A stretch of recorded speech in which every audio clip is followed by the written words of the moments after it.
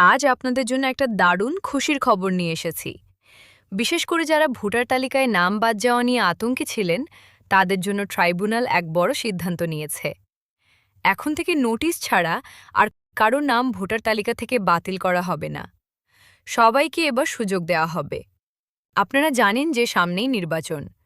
পশ্চিমবঙ্গের ২৩শে এপ্রিল এবং ২৯শে এপ্রিলের ভোটকে সামনে রেখে অনেকেই চিন্তায় ছিলেন। কিন্তু আশার কথা হলো, যারা ট্রাইব্যুনালে আবেদন করেছিলেন তাদের মধ্যে যাদের নাম বৈধ বলে প্রমাণিত হবে, সেই তালিকা ২১শে এবং ২৭শে এপ্রিল প্রকাশ করা হবে। এই লিস্টে নাম থাকলে আপনারা ভোট দিতে পারবেন। ভোটের মুখে হঠাৎ করেই অনেক মানুষের নাম বাদ পড়ার অভিযোগ উঠেছিল। একটা সাধারণ মানুষের কাছে তার ভোটার পরিচয় এবং ভোটাধিকার কতটা গুরুত্বপূর্ণ তা আমরা সবাই জানি। এই পরিস্থিতিতে ট্রাইব্যুনাল স্পষ্ট জানিয়ে দিয়েছে, কোনো ভোটারের নাম বাদ দিতে হলে তাকে আগে থেকে নোটিশ দিতে হবে। শুধু তাই নয়, কেন নাম বাদ দিয়ে যাচ্ছে তার সপক্ষে নিজের বক্তব্য বলার সুযোগও পাবেন সেই ভোটার।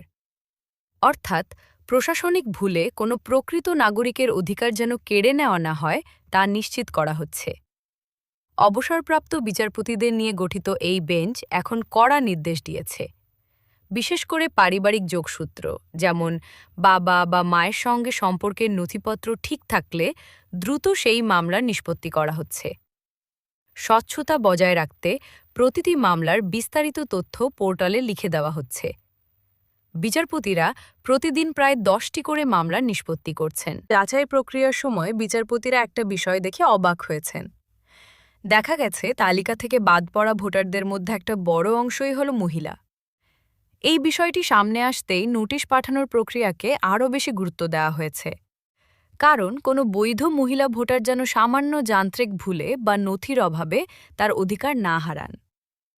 ট্রাইব্যুনালের এই পদক্ষেপ সত্যিই প্রশংসনীয়। সাধারণ মানুষের অধিকার রক্ষায় এটি একটি বড় জয়।